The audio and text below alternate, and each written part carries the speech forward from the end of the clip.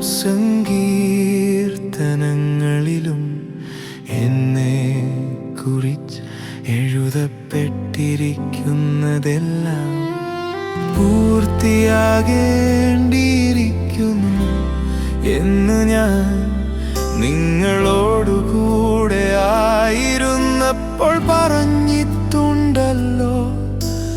വിശുദ്ധ ലിഖിതങ്ങൾ ഗ്രഹിക്കാൻ തക്കവിധം അവരുടെ മനസ്സവൻ തുറന്നു.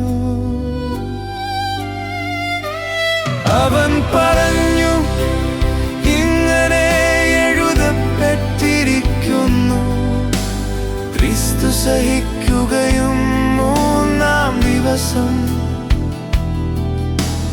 മരിച്ചവരിൽ നിന്ന് ഉയിർത്തെഴുന്നേൽക്കുകയും ചെയ്യണം.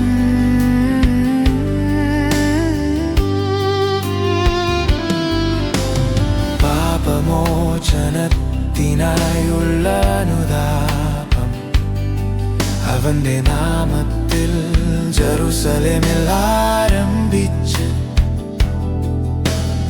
എല്ലാ ജനതകളോടും പ്രസംഗിക്കപ്പെടണം.